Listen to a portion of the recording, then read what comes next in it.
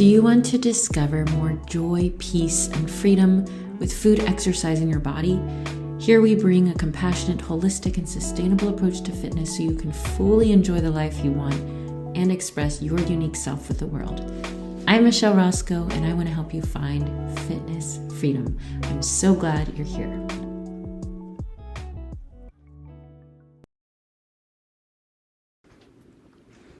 Hi, friend. You're not weak for needing help.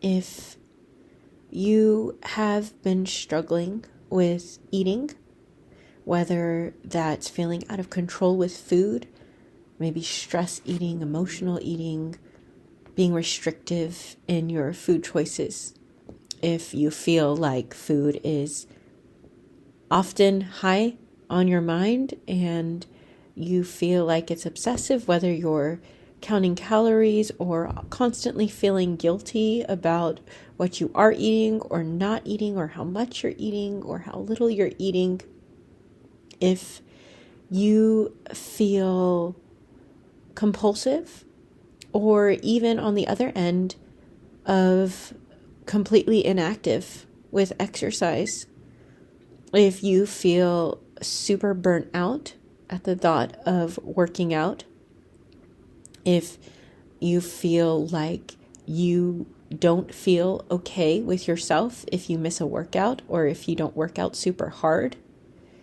if you are consistently working out but you feel burnout and tired, or you're not doing anything active for your body, or it's a hit and miss thing, if you notice unkind thoughts about your body when you look in the mirror, if you take a lot out on your body, whether that's through food, exercise, your words,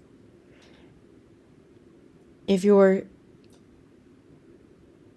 using your body and fitness and health as a way to feel good enough, feel like you're accepted in others' eyes or your own eyes, my encouragement to you is to get help. Get help. You're not weak for needing help. If you were to break a leg by no fault of your own, maybe you were in an accident or you had a serious fall, you would not think it was weak to go to the doctor and ask for help, to get medicine and proper care and get the recovery that you need. But when it comes to things that are maybe more internal or more abstract or more emotional, more mental, it feels like it's not worth getting help for. Again, I encourage you to get help. You're not weak for needing help. I know it is so hard to ask for help. I know that we, especially as Americans or people who are from more individualist societies and cultures, we really value self-sufficiency and independence and confidence and doing things on your own. But the truth is, we need each other. We're not designed to be alone. If you think about the earth and societies, and if you just look around you, you can see so much interdependence in nature, with animals, with weather, with plants. And we humans are no different. We need each other. We need to help each other. And in so many ways, professionals have skills and knowledge and wherewithal to help you in ways that you can't help yourself.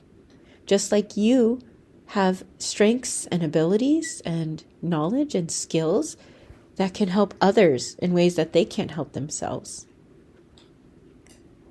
Again, I know how hard it is to ask for help. I know how hard it is to be at the end of your rope where you feel like you can't figure it out on your own anymore. I remember the first time that I was nudged / pushed into getting help. When the first time I walked into a counselor or therapist's office, I felt so exposed. I felt so unsure. This was after I was given a choice between going to this therapist and working on my eating disorder, or being put into hospitalization or more serious rehab center. And I didn't want to pause my life and stop everything with school. I was a junior in college, and so I decided to go for the therapist, the counselor. And I remember feeling so ashamed, like I was doing something wrong or secretive. And I realized then that there was so much that I didn't know. And I learned some skills that helped me. I remember years later when I was struggling with depression, and my partner at the time encouraged me, nudged / pushed me to get some help. And this was different because I was doing it for myself. I was doing it from my own, I guess, taking more initiative for myself. It was hard. It's scary. There have been times when I've reached out for help with my business and other areas of my life. Trust me, I know it's hard to ask for help. It feels like admitting weakness. It feels like admitting that there's something wrong with you. It feels like admitting that you are not capable to do it on your own. But if you can get past that fear and that discomfort, if you can be honest with yourself about your struggles, if you can recognize the real pain that you're in and acknowledge that it's not okay. It's not okay. And that you need help. If you can get to that point where you lift your hands up and say, I surrender. I want help. I need help. Then there is so much growth and love and goodness on the other side of that. So today, my encouragement to you is, if you are struggling in any way with your eating habits, your exercise, the way that you feel in or about your body, and some part of you knows, it might not be in words, it might not be even visible to anyone else. If you know on some level that this is you, I encourage you, my friend, please get help. Just take that first step. Do a little search for someone who could help you, whether that's a therapist or a coach or a program or a book. Reach out. Take that first step. It's scary, I know, but you will be so glad that you did on the other side. And it never ends. There's no time in our lives that we don't need help. We are all interconnected, and we are meant to help each other and serve each other in the ways that we can.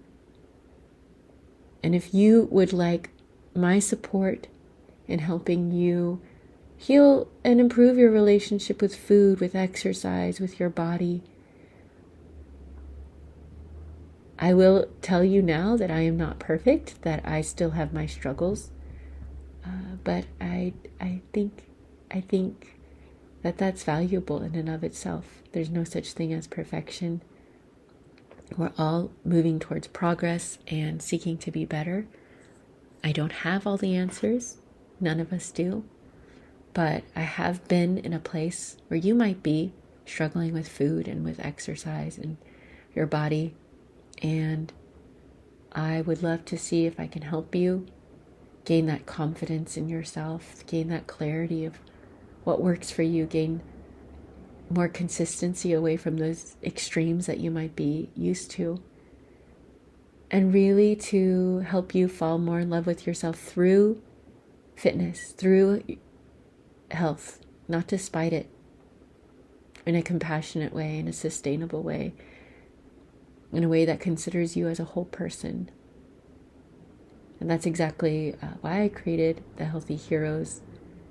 You can go to the link in my show notes if you're interested in joining that. If you'd like to have a more personal conversation with me, you can reach out to me on Instagram at Michelle Lynn Roscoe. You can also email me, michelle@emmaroscoe.com. Whether you come to me or someone else, go to someone else. If you are struggling, please get help. It's worth it. You're worth it.